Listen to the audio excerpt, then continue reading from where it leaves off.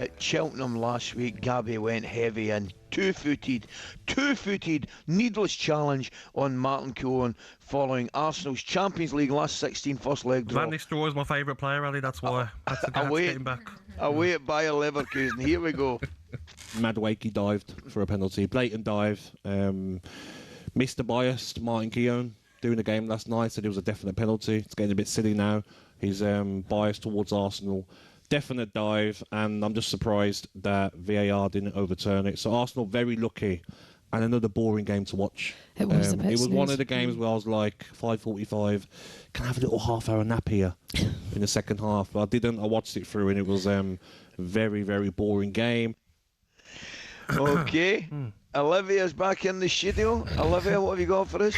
Hello. Yes, that leads us on nicely to how people feel about having like ex-players that commentate, that are pundits for their former clubs. Yep. Now, obviously, Martin Keown's a really good example. What I liked from that clip was Lindsay Hipgrave, the presenter, going, well, if that was given against Arsenal, how would you feel? And he went, well, that didn't happen, so I'm not going to comment on it. Exactly. So that makes you think that if it happened against Arsenal, Martin Keown probably would have said that's not a penalty and VAR should have overturned it.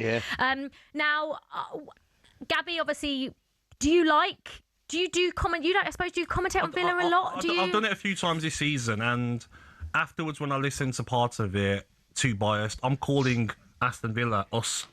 I find that really hard. So I'm like, how have we not got a foul there? And I remember, you're doing co-coms, you've got to be neutral. You can't say us or we. Or... But fans, I feel like fans like have a love-hate relationship with this, right? Because they do want representatives of their clubs in the media. They want to listen to you on Villa. They want to listen to Ali on Rangers. They want to listen to... And Arsenal fans will probably want to listen to Martin Keown on Arsenal. Yeah. But I think there's also another side of it where, as a pundit, as a commentator, you do have a duty to give a neutral, objective view and maybe not be shouting and screaming when your team scores. But equally, I think there's like a thin line, isn't there, Ali, between getting it right? 100%. No, I think I actually found it harder to commentate in Scotland games, to tell you the truth. Yeah.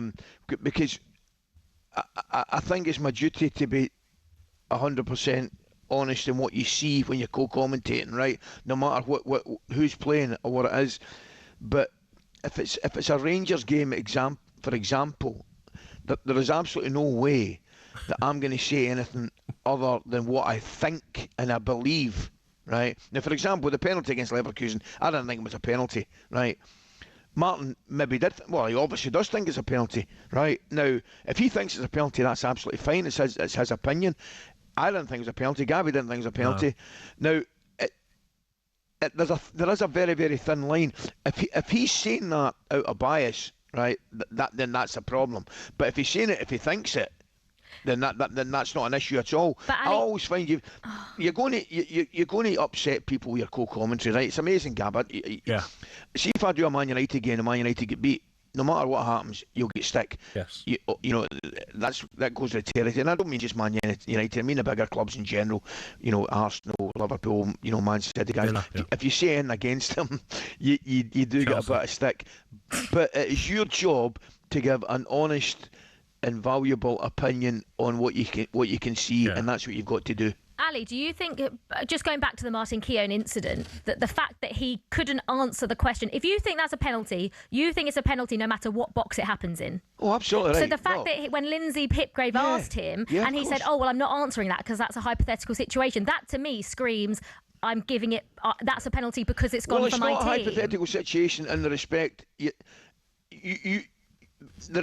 seeing that as a foul and a free kick, no matter who the teams are, no matter who the players are. If you're seeing that as a penalty or an infringement, you're seeing it in the 4th division, you're seeing it non-league, you're seeing it across the board. The problem is, though, Ali, is that it happened early on in the season when Aston Villa scored that last-minute winner. And even our future king, Prince William, called Martin Keown out because he I think it was Odegaard, man of the match, maybe, and it was like, didn't even play that well. And even when Aston Villa scored on his co-coms, he sounded upset. And Villa fans are like, you played for Aston Villa once in a while as well, Martin. But I found it difficult, Ali, because the seats at Villa Park for the co-coms are very close to the pitch. I remember there was an incident where, like, player dived. I jumped up and shouted, "Ref, that's never a foul!" And I was like, "Oh, I'm on co-coms. Okay, this isn't for me. I'll get too into the game." Yeah, and I think what people like is people don't mind listening to Jamie Carragher on Liverpool because I think he does give quite an unbiased view. I think he will call out people when it's right to call out people, even if he's clashed with loads of Liverpool fans because they don't want him to do that. But I think other football fans will respect that he does that. Yeah. Of course. And like Gary Neville, I suppose, on the other hand, sometimes refused to come out and criticise Ole Gunnar Solskjaer when he was Manchester United manager, because of his relationship with him. Yes. And that frustrated a lot of football fans out there as well.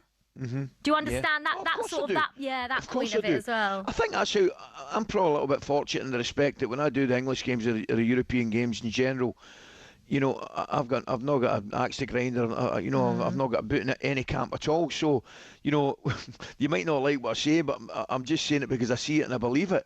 You know, whereas people will ask questions naturally of Martin and yourself, Gabby, if you're doing a Villa game, Gary Neville's doing a United game, whatever it may be, they will, rightly or wrongly, sometimes think, oh, he's only saying that because... If you're doing a Rangers Celtic game and Celtic get a horrendous decision of a penalty and it's nowhere near a penalty, you saw the replays, it'll probably be difficult for you, won't it, to hold that in and be like, and not lose your temper, like, how's that a penalty? The ref, how have you given that? It can be difficult, can't it? Oh, it can be difficult, but that's where you have to just call it 100% as you see it, you know, and take whatever comes your way, because there's no, you cannot be focused by anything other than what you see, Gabby, I don't think, and you have to make a judgment on it, and hopefully you'll get it right. Sometimes you won't get it. Sometimes sometimes you know what it's like. Sometimes the opinion will be split.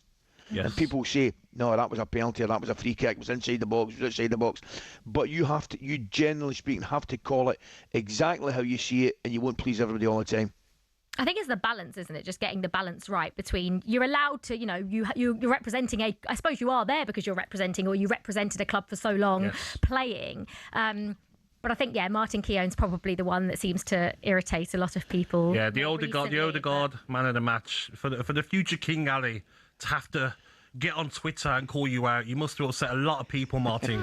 Please don't do that again. I think Olivia, end it. But tell me you're going to Tokyo. I am. Oh my gosh, guys. Amazing. So I'm actually not going to see you now for 2 weeks because I'm going to Tokyo on Sunday on a work trip. But I've got 3 days off before I start working. So guess what I'm going to go and do? I'm going to go and see Punch the Monkey. Oh, no. No way. I hope he runs away from you.